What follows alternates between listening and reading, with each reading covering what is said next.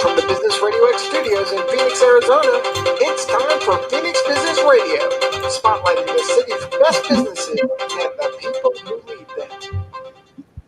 Hello, Arizona. Welcome to Lawgitimate with Mike and Rochelle Poulton, where we share our legitimate perspectives on how to get ahead and stay ahead in law, business, and life.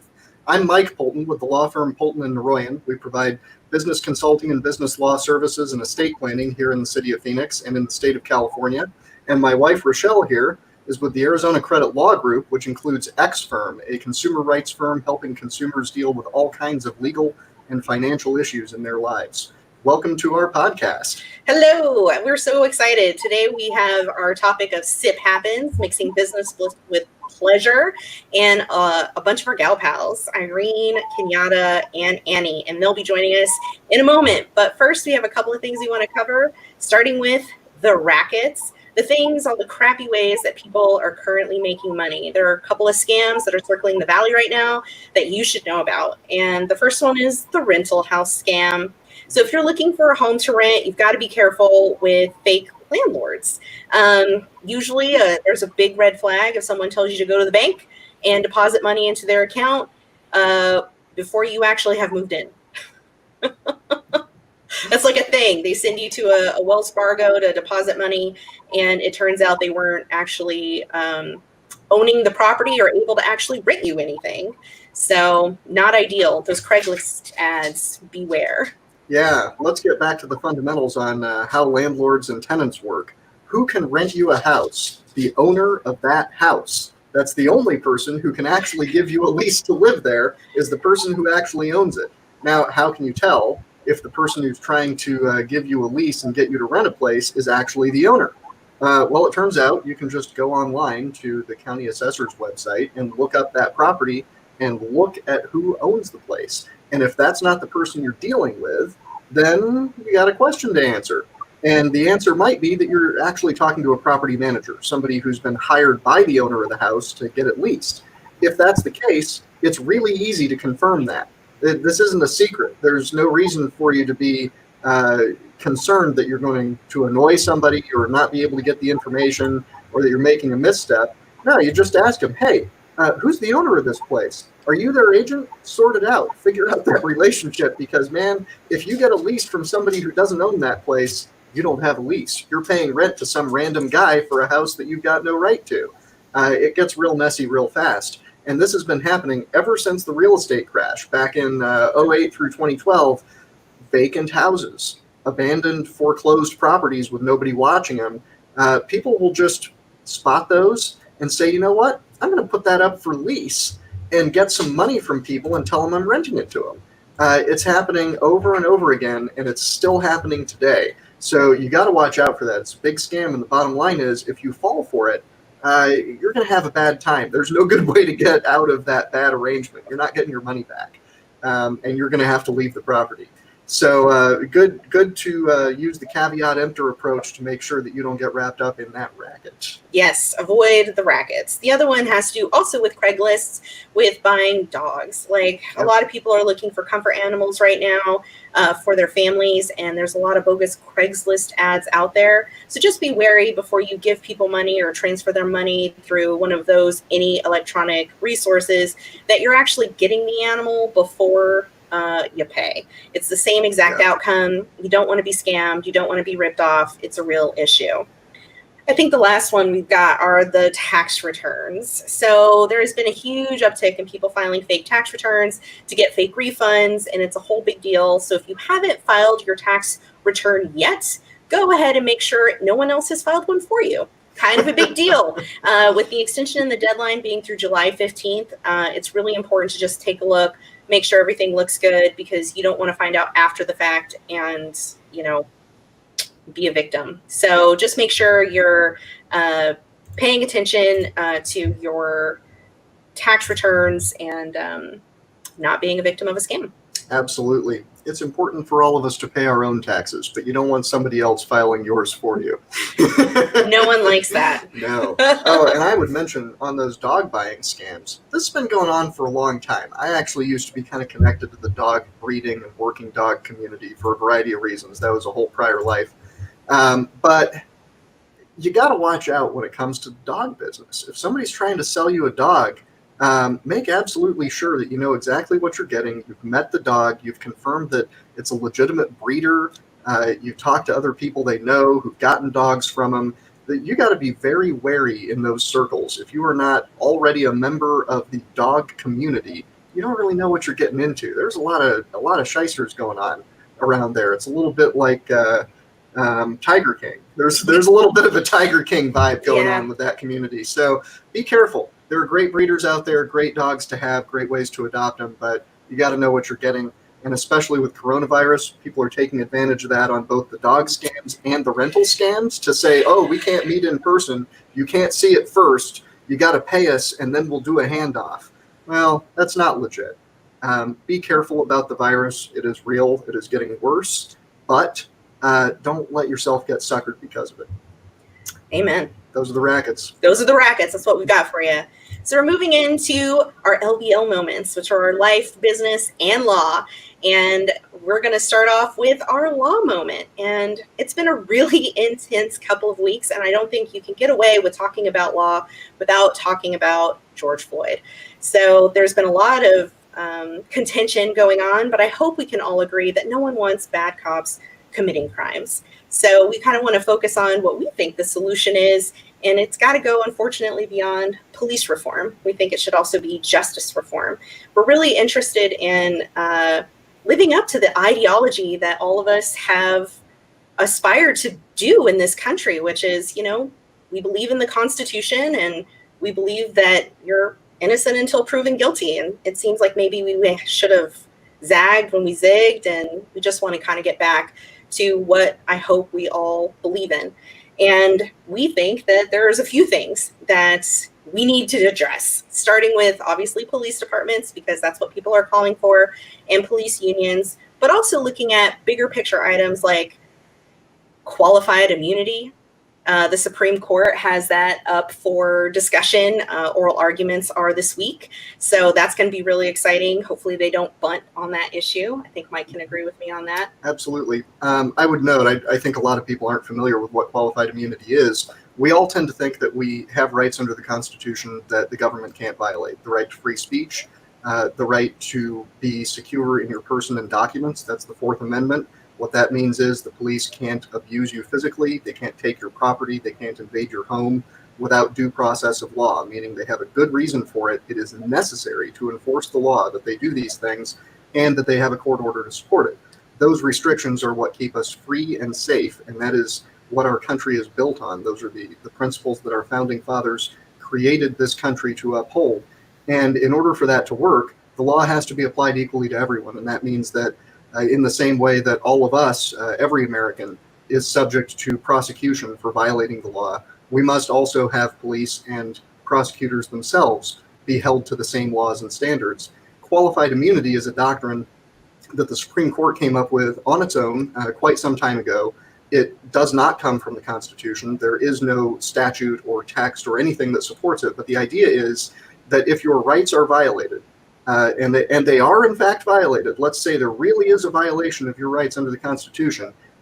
You cannot sue the police department for doing that to you. You cannot sue the government for violating your rights, even if they absolutely did it, unless someone has already sued them for it, and it has already been declared that exactly the specific thing they did to you, that very breach, the way they did it to you, is illegal. Unless that's been thoroughly proven in court already, you can't come to court to prove it in your case. Now, if that sounds like a confusing catch-22 that leaves you out in the breeze, unable to obtain any kind of recompense or justice, you're absolutely right. That's exactly what it does. And so it is time for that to go. So there's been a bipartisan movement to reevaluate qualified immunity. We've got a lot of people on both sides of the political aisle saying this wasn't a good solution. We got problems to solve in this country, but that wasn't a good way to do it. We've seen the experimental results, and it's not turning out well. So we're hoping that can change. There's also other things added to this laundry list of justice reform we'd like to see. The investigative process, everything from lab techs to medical examiners. Yep. What exactly is their function? What are they trying to do? It was supposed to be about truth and justice, and we should get back to that and figure out how we can achieve those goals. using our investigative process, along with the prosecutor's office, their discretion and funding, and maybe the disparate impact that you end up with the public defender's office. If you're unfamiliar with these terms, you should Google them and look at it. It's pretty fascinating. Judges and their discretion, decision making, maybe start looking at some of their opinions, start reading them, seeing what's going on really on the back end. Those are called minute entries, and they're available online for free. You should read them every now and again. They're pretty fascinating, especially in the criminal law. And of course, privatization of prisons. That kind of sounded like a bad idea when we started doing it. Financially incentivizing putting people in jail didn't sound good when it started. And since it's been in effect, it actually hasn't worked that well for people. So maybe we take a second look at that. And last but not least, the criminal code in general. Let's take a look at the statutes and the history of jurisprudence. This is a really big solution because it's a really big problem. There are no easy answers. There isn't one thing that's going to solve it all, but hopefully we can all come together and be part of the solution. So it pays to be educated on these things and to stay up on current events. And these are tough issues for people to deal with as Americans because we're constantly being confronted on these issues with people on the other side of whichever side of the aisle we're on, shouting, telling us we're wrong. And we've got people on our own side saying that everything we're doing is right. And the bottom line is that both sides have good points. And both sides also have messaging issues. And the bottom line is we all need to come together as Americans and focus on how to improve our country practically. Yes. Real solutions. Justice reform. Yes. So moving into lighter matters, our business moment. And right now, a lot of businesses are struggling financially, obviously, because there's still a pandemic happening. In the middle of all of this, there is still a lot of health concerns and health issues and financial trauma that is just occurring on a regular basis. So we wanted to talk really quickly about small business commercial leases. Yes. So we talked just moments ago about the problems with scams in residential rentals. That same issue doesn't really happen with commercial properties, but there are a lot of other pitfalls to consider when you're talking about renting a commercial space for a small business, or if you're already a small commercial tenant. Commercial leasing is completely different, really, from what happens with residential leases. Commercial leasing gives very little protection to the tenant. The expectation is that as a business person making a commercial deal, you've already taken whatever steps you need to do to protect your interests, and nobody's going to give you the benefit of the doubt or cut you slack in your negotiation with a landlord, because the bottom line is that in many cases, your landlord is no bigger of a business person than you are. It may just be one guy who owns a building, or maybe they've got a couple, but they owe all the money to the bank. There's a lot less of a power differential usually in a commercial lease than there is in a residential lease. So right now with coronavirus and now with civil unrest in some areas and ongoing economic problems, this is a tough time for all small businesses. And especially if you're in rented space, you may be really getting squeezed on rent. This is happening all the time. I get a lot of calls, and a lot of my existing clients also are facing these types of issues.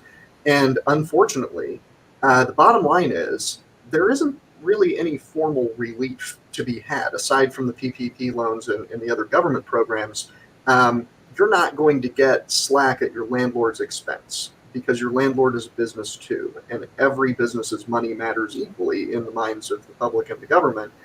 You don't get dispensation because you're the retail store and your landlord is a landlord. You're on equal footing, so you're going to have to negotiate whatever solution you need to keep your business open. And it is a pure negotiation. There's not much leverage to be had. So you've got to work together with your landlord and recognize that they are under the same financial stress as you are. Even if they seem to be a larger, successful business, you got to know they're facing the same pressures. And when you're talking to them about the concessions that you need to stay operating and to keep your business open, understand that those concessions are at their expense, and there has to be some type of give and take. And you may not feel very good about how this turns out, and it may not feel fair, but know that your landlord doesn't feel like it's very good either, because they're losing money too. So, I think this comes back to a message of unity in some sense. We're in this together. We're in this together. You can't expect your business to survive if your landlord fails. And likewise, your landlord's property management business cannot survive if his tenants go under. That is the leverage you've got. They need you too. They can't be doing mass evictions right now. And although your landlord may be angry and upset at doing a rent concession, anything like that, bottom line is, in order to keep your business open, they may be willing to cut you some slack. But try to do it cooperatively and understand that you're sharing in the pain, and that everybody's got to work together to keep all the businesses open. Yes. So that brings us to our last part, our life moment. So you need friends. Right now, it is really stressful out there. And as business owners, it's really helpful to have people in your corner that you can commiserate with, that know what you're going through, that you know really just need to be part of your lives, that make life a little bit easier. And with us, we have a group of our friends. We have Annie, Kenyatta, and Irene with us for Sip Happens, mixing business with pleasure. And we're super excited to have them on the show. Hi, ladies. Annie, I think you're on silent. You've got yourself muted. Is there a tractor There we going by? go. My dog is running through the yard, and I just had to yell at him because he's a Russell and he's a jerk. My mom left. Her mother's farm in Oklahoma, I believe. Yes, I am. Super jealous. All right, so let's get some intros out of the way and start with Annie. Annie, tell our listeners who you are and what makes you awesome and what you get out of Sip Happens. I'm Annie Kavanagh, and I run Annie Cav Salon Studio in Phoenix. I have a few other little projects also, so I'm learning how to be a serial entrepreneur, one step at a time. So yeah, but I'm a hairdresser and super creative person. I run a costume shop, and yeah. So what else did you ask me? I forgot already. How'd you learn about Sip Happens? Oh yeah, Sip Happens. So Rochelle and Kenyatta. I don't know whose idea it was. I think it was yours, Rochelle, but we all got together and decided that we needed to be drinking during business hours on occasion together, not at work. So we decided on different Fridays that we would get together and do that and take a little break from work. So for me, I had a retail space and a salon with other stylists in it for a while. So it's kind of a slave to those retail hours. And I kind of refocused my business plan and just took a step away from that and regrouped. And I opened up a private studio, and I was able to be in control of my schedule again, which was really important to me because those retail hours, it was overwhelming, and there just wasn't enough time in the day to do the business, much less run the business on top of that, being owner operated. So that was really tough. So what I like about Sip Happens is it's just this reminder to me that I am in control. The business isn't running me. I'm running a business, and that if I need time off, I don't have to feel guilty about taking that time off and like meeting up with my girlfriends and getting my work time in with my social time, because my social people are also workhorses, and it's nice for us to get together and be workhorses. There's a difference between owners and employees. I want to hang out with so cool. Yeah. Thank you, Annie. You're welcome. Let's talk to Kenyatta. So Kenyatta, tell us all about you, your awesomeness, and Sip Happens and the funness. And funness. So I'm Kenyatta, like it says in my little banner here. How adorable is that? With Freedom Empire Consulting. And I coach, I influence, and I protect. I basically help my clients, in my mind, to build their freedom empires, but I help them shield those empires as well. So I'm a behavioral superpower coach. What is that? I am an influencer. There's 10 behavioral superpowers. Influencer is one of them. Rochelle is a strategist. Yeah, I'm telling your business. That's her superpower. Mike's an initiator. Annie's a community builder. And Irene, I have no idea how we do not know what yours is yet. No way. Yeah. I didn't know that. Yeah, after this call, that's what we're doing. We definitely must fix that right now. Yes. So with the behavioral superpower coach, I basically help decode human behavior and optimize performance. So I do that through one-on-one coaching, group coaching. I host a behavioral mastermind, and I really just give people an opportunity to know who they are so they can do what they are and be who they are without apology. But it all just really starts with self-awareness. And I'm a big believer in that we look within and we can find the strength to do whatever we need to do and be who we're going to be. The protect piece of my business is Legal Shield. I love the law so much that I'm not a lawyer. I like to connect people with lawyers like Rochelle and Mike. And listening to that law section, oh my God, you guys are just so good. But I really believe that to reach out to the people who have gone to school to learn the things I don't know, and trust those experts and the people who really make it a passion. And you two clearly love what you do and are really good at it. So with Legal Shield, I help people build those empires, but I know that they need to protect them as well. All the advice that you're offering to people, oftentimes they get it for free from a podcast like this, or they have to pay an attorney, or they have a service like what we do. So that's what I do. SIP happens, Rochelle, I think it was your idea to do it. Like, you send that text, you're like, 4:00, this place, we're drinking. And I'm like, yes, and I wasn't always able to attend, but tried to make it a priority because, again, like Annie said, we are our own bosses. We're all business women and men, and we get to decide what we want to do when we want to do it. And that means we get to decide maybe on a Friday that we're done working at 2:00 and we are going to go somewhere and have some time to fellowship, with our friends. And for us, what SIP happens, I mean, yeah, we have a great time, but again, we're like the workhorses, like Annie says, we're running our businesses, we're doing the thing, and we work hard. So then we play hard, and that playtime might start at 2 and end at whatever time that is, and it's always a great time because I'm inspired, by you women and by the other women have come and joined us as well. And then we let men come hang out at some point, as well. Mike, sometimes you let me. yeah, Mike is not excluded from SIP Happens after a certain time, but it truly is, just powerful to get together and we get together and we mastermind of sorts, right? I mean, that's really what it's about. We learn, what's been happening in the last month. What are your wins? Rochelle asked us, hey, what are your wins for this last month or this week? What have you been doing? How did you find the thing that you really just killed it at? Like, what does that look like? And we spend more time, I think, talking about that than the things that maybe didn't work. Because again, I think I probably said at the table a couple of times, we don't come here to complain. I think someone said that once. They're like, we come here, we're going to complain and whine. I'm like, no.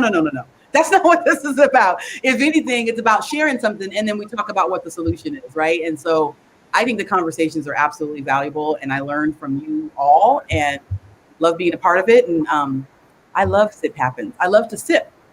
So that's part of it. Cheers to that. I love it.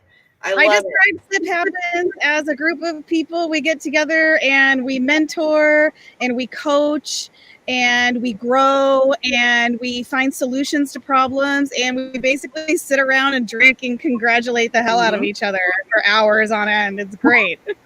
I agree. All right, Irene, you're up. Tell us who you are, what you do, and SIP Happens. Hi, everybody. My name is Irene Plosky. I am the owner of Independence Insurance Group. I have been in the insurance industry for 17 years now.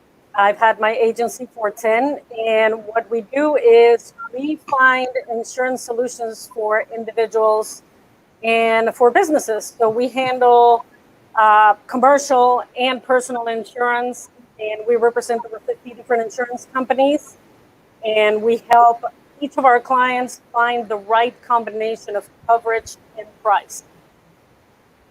We have an excellent team that cares for our clients, and we love what we do. And I love being part of SIP Happens. Rochelle, you invited me originally, and I met Annie and Kenyatta, and business just started happening immediately. The next thing started happening immediately. And we became friends so quickly, close friends. I think that even though each of us, we're so different in so many ways, we have the commonality that we own our businesses. But we really do have a great fellowship. We admire each other in many ways. And while we're so different in many aspects, I think that we're bound by respect and admiration and encouragement. We talk about business a lot, which is a mastermind group, and it's so helpful and fantastic. And we talk about challenges with employees, challenges with businesses and clients and solutions. And we also talk about life. We talk about our personal lives a lot. We talk about our relationships, our goals, our desires. And so it's just a great group to belong to. We have cocktails. We talk the entire time nonstop, and we eat. We have lots of appetizers. So it's such a wonderful time because not only we help each other's businesses explode, we coach each other, we encourage each other during tough situations, we support each other, and we bring ideas that otherwise we might not have thought of on our own. And that's why I love it. So Absolutely. true. Can I give my little perspective? Yes. Here? So I came to Sip Happens a little bit late. This was originally a ladies group, explicitly a ladies group. It was you guys getting together and inviting some other people. And that's awesome. And I did not originally intend to join at all. I didn't think I needed to to butt into your group. But Rochelle kept inviting me. And eventually I thought, if she really wants me to go, then I might as well. I'd like to. We're all friends who've been hanging out anyways outside of Sip Happens. So it's not like I didn't know you guys.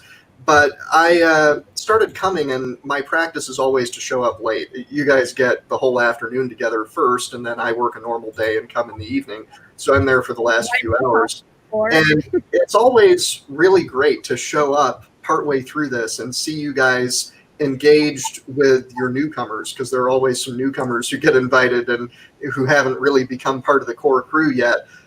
It's just really impressive to come see that large of a group of business owners and a very diverse group of female business owners coming together and sharing their professional perspectives with each other.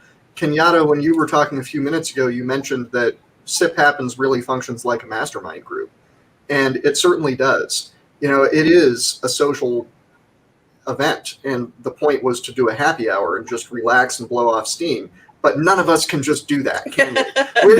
None of us can just blow off some steam and not talk about work, because we're work-minded people. We're entrepreneurs. We focus on this all the time, and we do it for fun. So by the time I get there at 7, 8 o'clock, everyone's well lubricated. You guys have been going at it for a while. And we go into these discussions about politics and business and marketing and managing employees and life stress. And I'll tell you what, those are some of the most in-depth and complicated discussions and very useful discussions that I get to participate in. I love this group. And people need to understand, if they're going out on their own in business or trying to start out as an entrepreneur, that this is an important aspect of your life as a business person and an entrepreneur.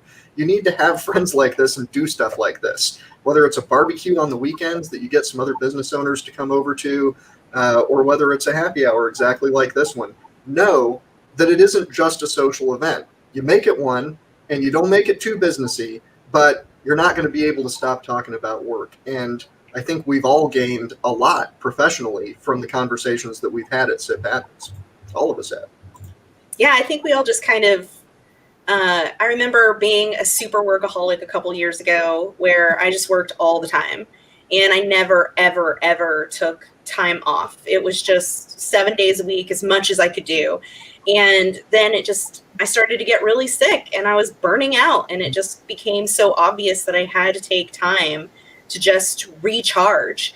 And I found that the best way to do that was to hang out with people who know what I'm going through. Because being an entrepreneur can feel very lonely sometimes. The problems are complicated and sometimes they feel overwhelming. But when you're surrounded with people that don't judge you, surrounded by people who are just really chill and just want to hang out, it makes it a lot easier. And there's a difference between hanging out with people who own a business and hanging out with employees. Employees complain about their bosses. And it's hard to hang out with people who are constantly complaining about their bosses when you're a boss. So it makes it a lot easier to hang out with other bosses. Rochelle, this is an excellent point, and we've talked about this at length before, about how when we hang, like I was saying, like I don't want to hang out with employees. Occasionally, I have friends. I do have a life, sort of, with other friends, sort of. But I don't. It's hard to hang out with them and do like their version of happy hour because they go into their happy hour to blow off steam and to complain about work. And the whole time when they're complaining about their boss, I'm thinking to myself, you do realize your boss is being a jerk because they just want you to do your job. That's all they want, and you're not doing it. And we get together, and while we express our challenges with our businesses and the things that we struggle with, right? Like we celebrate our victories and all these things, as small as they are big victories for small business owners. But when we get together and we share our struggles, we don't complain about work, because if we are complaining about our job, we have a way bigger problem on our hands than our other friends who are just employees. And I don't want to hear someone complain about their work. You don't like your job? Like, solve your problem. Stop it. You don't like your boss? How about you get up off of your butt and you do something where you don't have a boss? That's what I did. I was like, I don't like being told what to do. So welcome.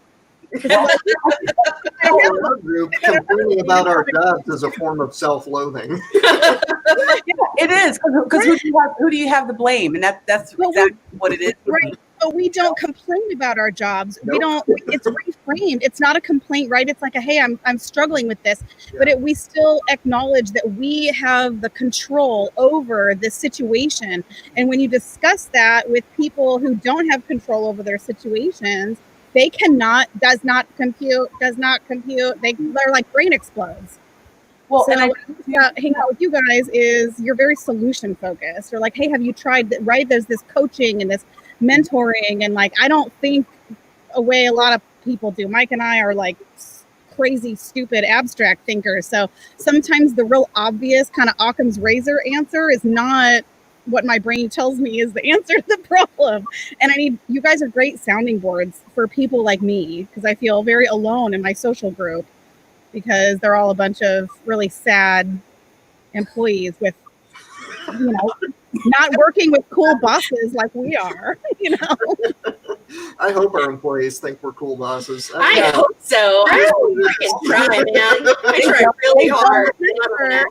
did you just hear what you said? They don't think you're cool bosses. No. I know.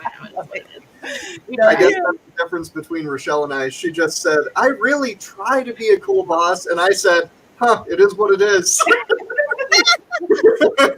One of the things that it's so important to me, going back to how we're so different, we see the world differently, we act differently, we have different talents. And so whenever we have a challenge, the fact that you, Rochelle, Annie, Kenyatta, have your way of looking at life, you bring solutions to me that otherwise I wouldn't have thought of. So the fact that we're so different and only enhances our partnership so strongly. So when we're going through challenges, that is such a huge value to me, because it's always good to surround yourself with people that you're very alike with, that you have a lot of commonalities with, but. I just love our group so much because we are so different and we see things so differently, and yet we have so much respect and admiration for each other. And the solutions that we figure out together. I mean, we've worked on anything from logos to marketing plans to challenges with employees. Ideas of how to source porta-johns. Yeah. So it's a good time. And solutions for that, ladies. and what better way to do business than to grow your business with your friends? What came first, the business partnership or the friendship? It doesn't matter. I'm just so glad that you girls are there. Mike, you too. That you guys are there. Mike, both are there. He's one of the girls. Because Mike, they're changed now. and go ahead. And people in my other networks, I'm so grateful for their friendships, because not only I can come to them for professional advice, whatever the situation may be, but I know that they care, and that's truly what makes the biggest difference is that we all care deeply for each other, for our companies, for our employees, for our other business relationships. And what better way to do business than that? Right. I think also too, I don't know. I love you guys.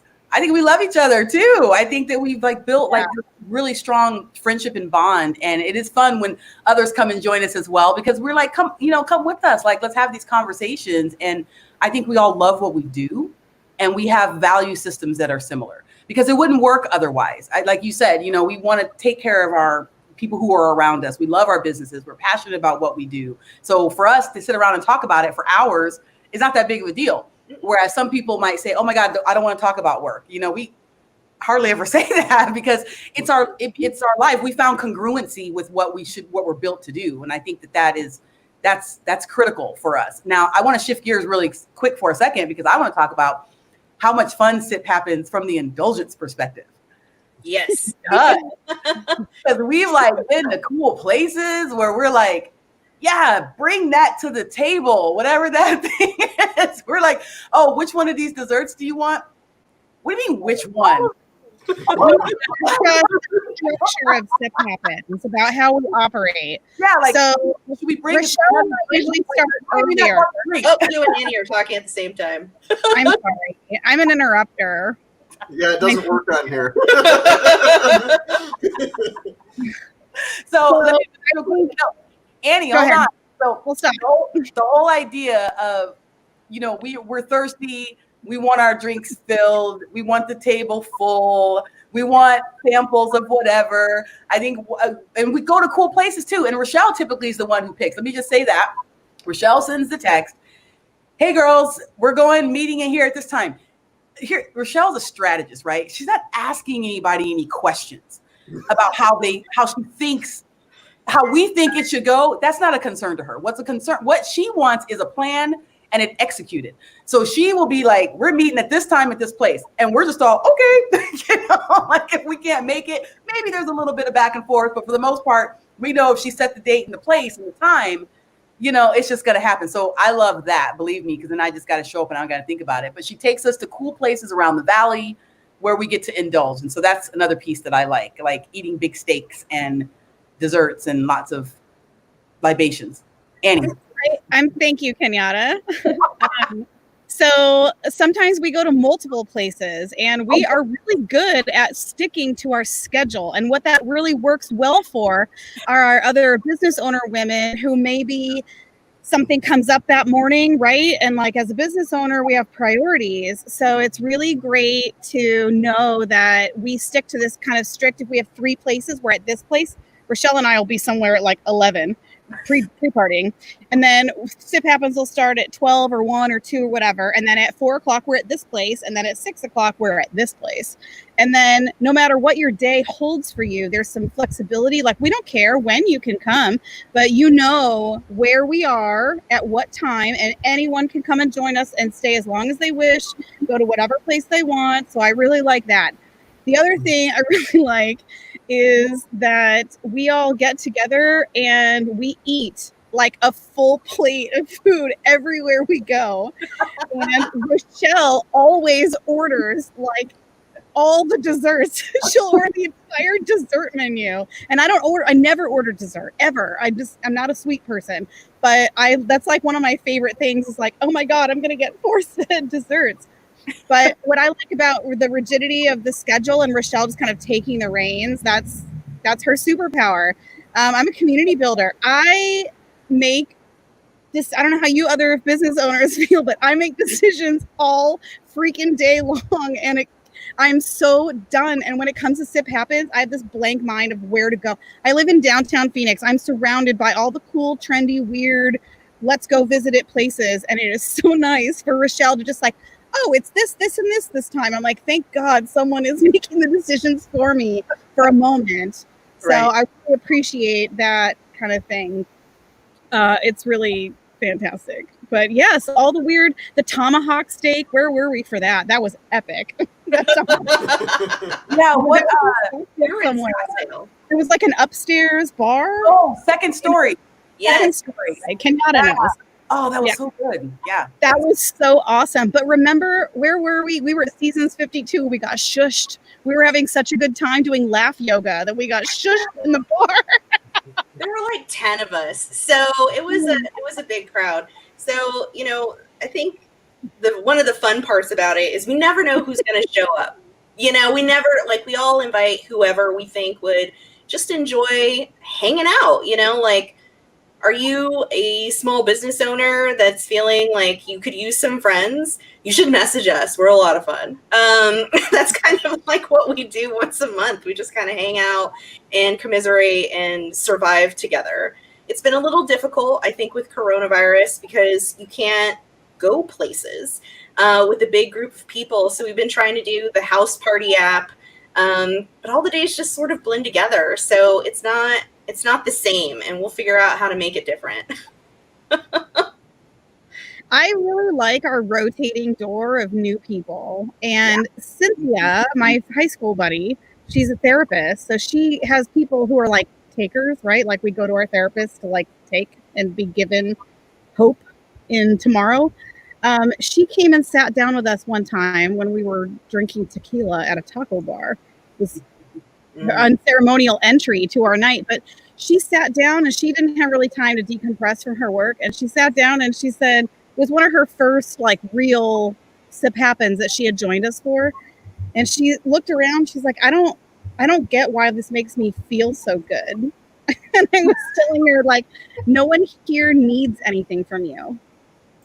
Yeah. It's simple. We all just are there for each other. And it makes it very simple for us to like do that commiseration and to let loose and have fun and to kind of play a little bit. But we never leave work behind. Why would you? We do that because that's what we like to do. Like Rochelle said, we do it for fun. We run businesses for fun. The second that running a business becomes not fun, I will Rick and Morty this so fast. Oh, God. Yes. Bye. I just got bored.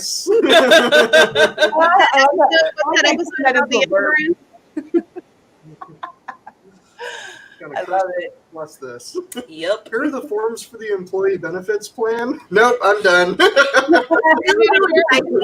As a business owner, is when you can offer benefits. I thought that was like the coolest thing ever to be able to offer employees healthcare. I was so excited. When I got like direct deposit payroll, so excited.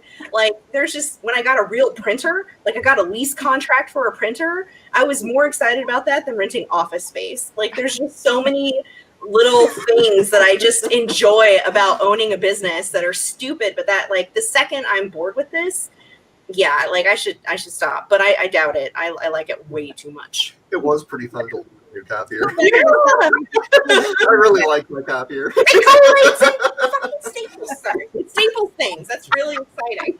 For those of you out there who aren't familiar with how this works, copy machines like you see in an office cost about as much as a new car. So generally, a small business doesn't buy a brand new machine like that. You lease it, and the companies out there will come to your office and do a whole big spiel, and you run them against each other and get quotes on different machines, and then eventually you get one, and you got monthly payments on it, and you love it because it costs you so much that you better love it.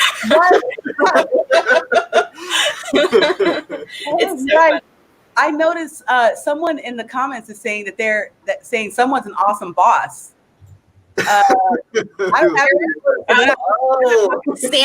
Sammy is my right hand, and I absolutely love her. And she's got a birthday coming up, and I early birthday, Sammy! Cheers! Yeah, I've met her a couple of times, but I hear about all the great work she does every day. So she's so fantastic. I have such a great team right now. It's kind of hard to not absolutely be thrilled with how things are going.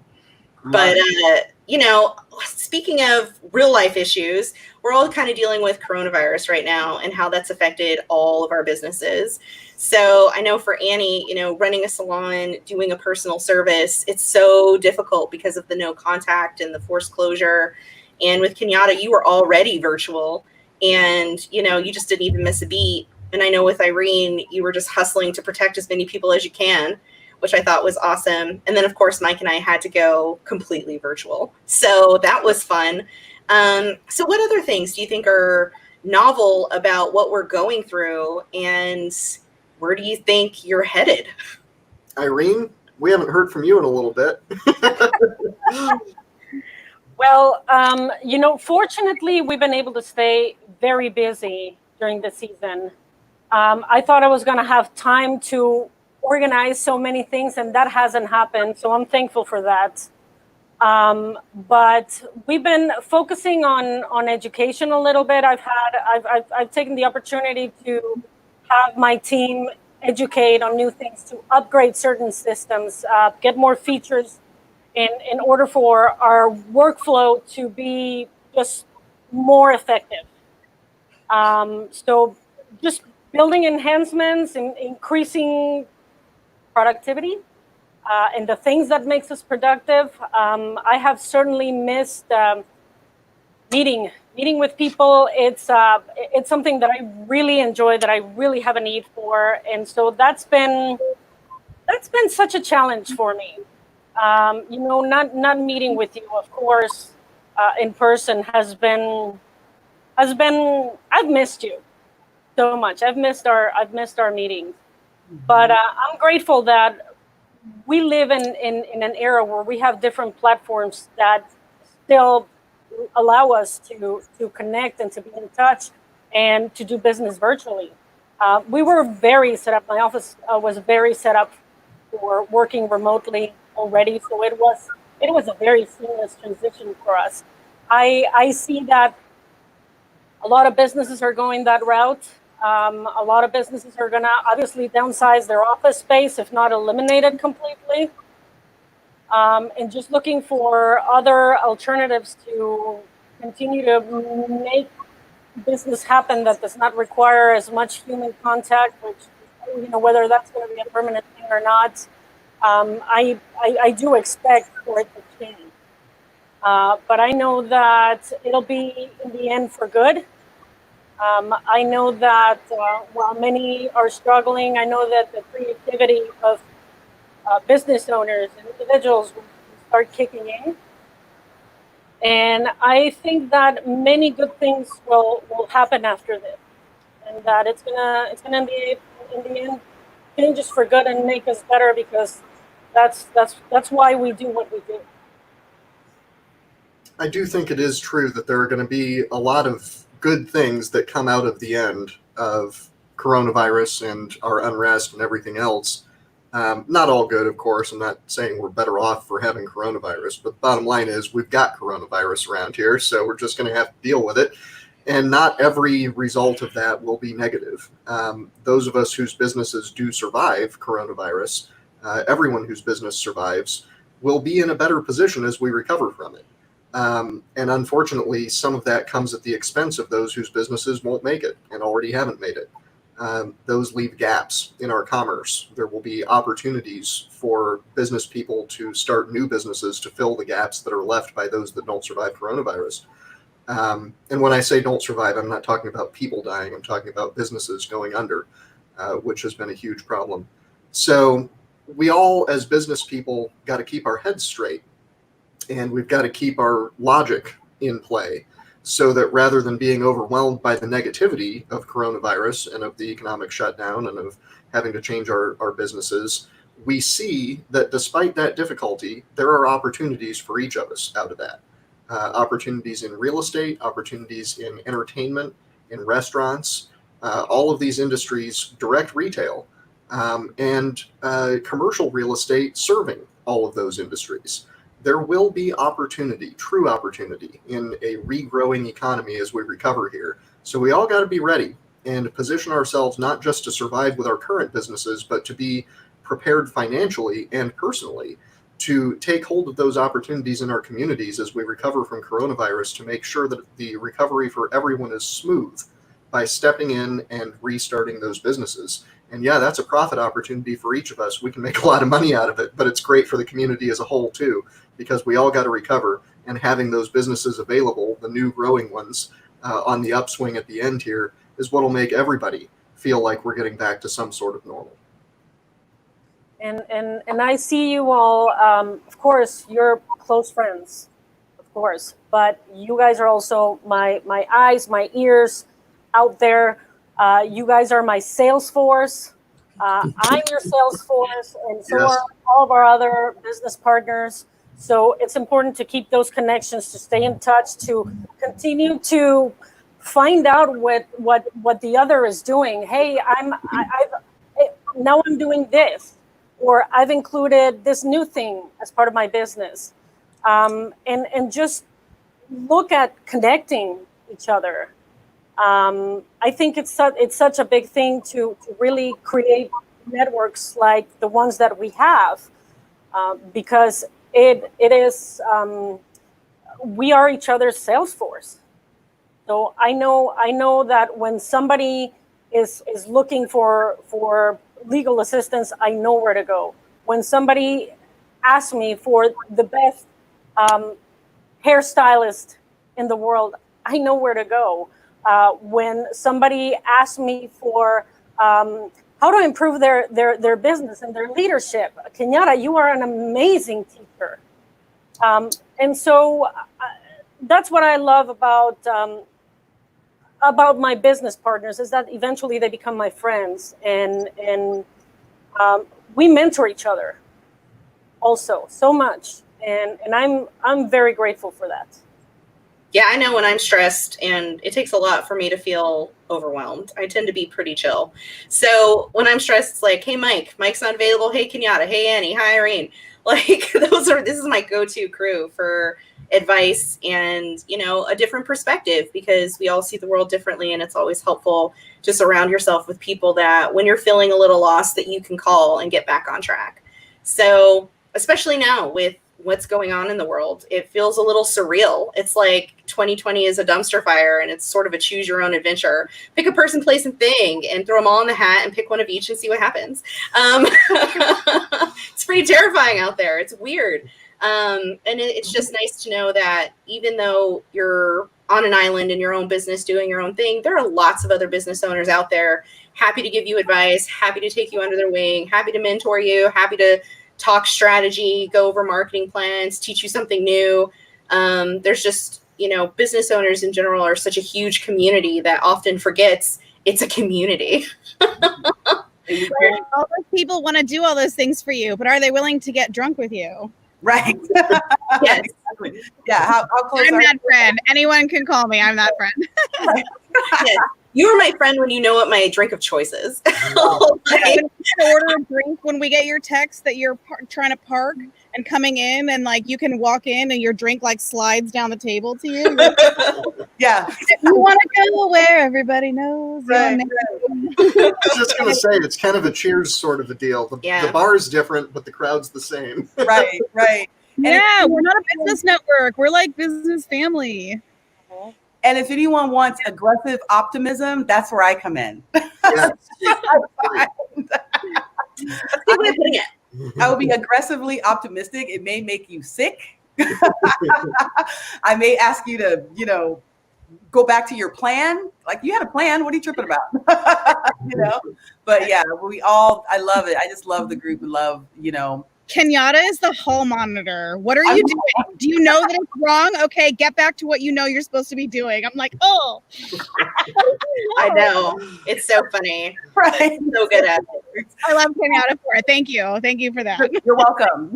I'm kind of a hall monitor in my life. I know. I see Sean from my office is watching, and she also said, "You're an awesome boss." Thank you. You're an awesome employee. You're a great team member. So glad you're on my team. Yeah, she's watching our stream. So Kenyatta, Sean, you should reach out to Kenyatta when you got some time and talk about goal planning. I see Seal's also in the call. Hello. So reach out. Starting. Should Sean be in my mastermind? It's starting. I'm gonna maybe just insight on the 12-week year, what it is. I can do that. She's got a lot going on. We all do. Yeah, it's kind of hard to plan. Yeah. Mike and Rochelle, are you gonna do the next mastermind? I don't know. I probably am not going to be on this one, but I don't know. Are you going to be able to do it? No, I'm in week 2 of my new 12-week year. So going good. Whether you do it with me or not, just do it because it works. It does. I did it 3 times with Kenyatta. So I'm reaching the end of this 12-year 12-week year will be my full year cycle on the 12-week year. And if you don't know what the 12-week year is, Google it. It's a great book. It's a great read. Do it. It'll change your life. Google Kenyatta Turner. Okay, Google that because that will solve way more problems than Googling what the 12-week year is. Because I'll let you know what it takes to actually facilitate that. That is very true. If I hadn't joined the mastermind, yeah. Hold a spot for me in the next class, Kenyatta. Rachel convinced me to engage. She was like, pull your head out of the sand. It wasn't the sand that she told me to pull my head out of, but I'm pulling my head out of it. And I think I'm just gonna do it. I'll see you there. Okay. Just I'll tie the rope around my waist. Please just drag me along. I need it. So we're accountability buddies, right? I think someone hated me when I said that term the first time, but I'm like, well, whatever. Accountability buddies, man. I didn't make it up. And I want to add something off the topic of that because I want to say thank you on behalf. I don't know who I'm saying thank you on behalf of, but Irene and Rochelle hosted an amazing bridal shower for Annie at Irene's house. And I'm just going to say that this was like the whole, like the culmination of the power of Sip Happens. I just, I don't know. It was only like a day ago, it seemed like, when we could actually get together in person. And I don't know, because it doesn't seem like that was long. And that might have been the last time I saw all of you live in person. I don't know. Maybe it wasn't, but it was. The power of us, coming together as business owners and really breaking it down to like friendships, right? Mixing that business with pleasure, because, and I'm getting all emotional about it, and obviously Annie is as well, but that was just really, really cool, where I got to see like even another side, of you women in a different kind of light, at a bridal shower for Annie. I got to be at Irene's amazing house, and gorgeous house with a pool table. We sat at the bar, and you guys had food, and you guys put it all together. You had the strategist plan in your bridal shower, man. That's dope right there, because it was on lock. Just everything you guys did, and meeting, Annie, your family and friends, and your mom, and sharing with them that you are the community builder and what that really means, and just having the opportunity. You know what? None of my other friends offered to do my bradle shower. Oh, well, because they're not take charge kind of people. So I'm like, hey, Rochelle, I kind of need a friend to Rochelle and Irene, I need someone to do this for me. And I hated having to ask, but they were just like, oh my God, really? Absolutely. Let's do that. And I was so grateful. I had a wonderful time. We had to postpone my family wedding right after we started to get some momentum, and we ended up doing a civil service, and it was legal, but it was like wildly unsatisfying. So we just don't feel like we're married, and it's been hard, but I'm just like, oh my God, I did have my bridal shower and it was so wonderful. And that's what I'm hanging on to right now, is that was the closest thing we really had to like a normal process. I'm so grateful for you guys to have done something like that for me, because here's where the business and the pleasure, because you still took care of business that day. You showed up on the mastermind at your bridal shower. I did the mastermind from Irene's husband's office. Yeah. I came out, I'm like, where's my drink? And so there's just beauty and magic there. And we really have married those two things together, because life does not have to be separate from business. And I think that's kind of like a little bit of the point of this, from how I see it, is that they can be the same thing and they can work together. So I just love you guys. Thank you for all of it. So yeah. Thank you, my friends, for throwing my bridal shower. That meant the world to me. I still have one of those ring balloons hanging in my. Yes. Well, we're coming to our hour here. Before we go, let's have each of you. We have a major echo here. Can you? I don't know who it is. Yeah. Yeah. Sorry for that technical issue. So we're coming to the end of our time here, and before we go, I'd like to have everybody go around and give your contact information one more time and what it is that you do. And we'll start with Irene. Hang on 1 second. We'll unmute you. There we go. There you go, Irene. All right. So can you hear me okay? Yes. Okay. So Independence Insurance Group, we are in North Phoenix on 32nd Street and Shea. Anywhere in Arizona, we can help, as well as in other states. But our website is www.indie, and that's INDIE insurance.com. Everybody needs insurance, whether you are an individual, whether you are a company. Let us help you shop around for the right combination of coverage and price. Our number is 480-656-1036, and we are eager to help. Thank you, Irene. And Kenyatta? Kenyatta Turner with Freedom Empire Consulting, and you can simply go to www.freedomempireconsulting.com. And Annie, tell us how to get a hold of you. Annie Cav Salon Studio, you can find on Instagram at helpme_Annie or at anniecav.com. And I'm Mike Poulton with the law I firm. got rid of my phone. That's mine. It's great. Providing business law services and estate planning and business consulting in the city of Phoenix. You can find us at www.pnlaw.pro.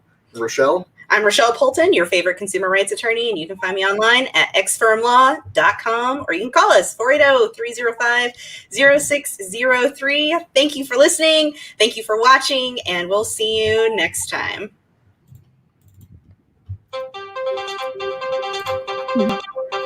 It's fine.